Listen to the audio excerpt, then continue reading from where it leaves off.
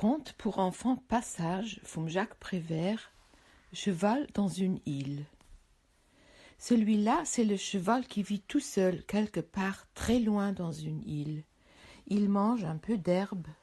Derrière lui, il y a un bateau. C'est le bateau sur lequel le cheval est venu. C'est le bateau sur lequel il va repartir. Ce n'est pas un cheval solitaire. Il aime beaucoup la compagnie des autres chevaux. Tout seul il s'ennuie, il voudrait faire quelque chose, être utile aux autres. Il continue à manger de l'herbe, et pendant qu'il mange, il pense à son grand projet. Son grand projet, c'est de retourner chez les chevaux pour leur dire « Il faut que cela change ».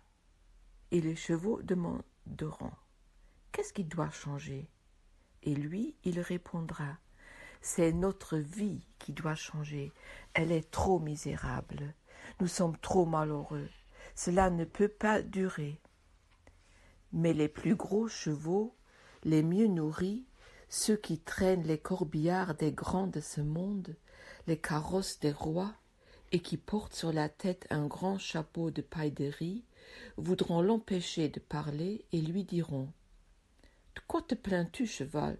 N'es-tu pas la plus noble conquête de l'homme ?» Et ils se moqueront de lui. Alors tous les autres chevaux, les pauvres traîneurs de camions, n'oseront pas donner leur avis. Mais lui, le cheval qui réfléchit dans l'île, il élèvera la voix. « S'il est vrai que je suis la plus noble conquête de l'homme, je ne veux pas être en reste avec lui. L'homme nous a comblés de cadeaux. Mais l'homme a été trop généreux avec nous. L'homme nous a donné le fouet. L'homme nous a donné la cravache, les éperons, les œillères, les brancards.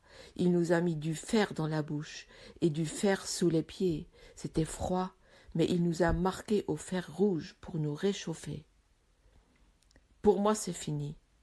Il peut reprendre ses bijoux. Qu'en pensez-vous ? Et pourquoi a-t-il écrit sérieusement et en grosses lettres sur les murs de ses écuries, sur les murs de ses casernes de cavalerie, sur les murs de ses abattoirs, de ses hippodromes et de ses boucheries hypophagiques? Soyez bons pour les animaux, avouez tout de même que c'est se moquer du monde des chevaux. Alors tous les autres pauvres chevaux commenceront à comprendre, et tous ensemble, ils s'en iront trouver les hommes et ils leur parleront très fort. Les chevaux. Messieurs, nous voulons bien traîner vos voitures, vos charrues, faire vos courses et tout le travail, mais reconnaissons que c'est un service que nous vous rendons. Il faut nous en rendre aussi. Souvent, vous nous mangez quand nous sommes morts. Il n'y a rien à dire là-dessus. Si vous aimez ça, c'est comme pour le petit déjeuner du matin. Il y en a qui prennent de l'avoine au café, au lit, d'autres de l'avoine au chocolat, chacun ses goûts, mais souvent aussi, vous nous frappez. Cela, ça ne doit plus se reproduire. De plus, nous voulons de l'avoine tous les jours, de l'eau fraîche tous les jours, et puis des vacances, et qu'on nous respecte. Nous sommes des chevaux, on n'est pas des bœufs. Premier qui nous tape dessus, on le mord. Deuxième qui nous tape dessus, on le tue, voilà. Et les hommes comprendront qu'ils ont été un peu forts.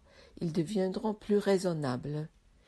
Il rit le cheval en pensant à toutes les choses qui arriveront sûrement un jour. Il a envie de chanter, mais il est tout seul et il n'aime que chanter en chœur. Alors il crie tout de même « Vive la liberté !»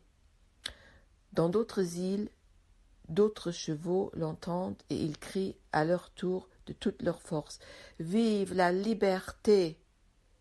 Tous les hommes des îles et ceux du continent entendent des cris et se demandent ce que c'est, puis ils se rassurent et disent, en haussant les épaules, « Ce n'est rien, c'est des chevaux. » Mais ils ne se doutent pas de ce que les chevaux leur préparent.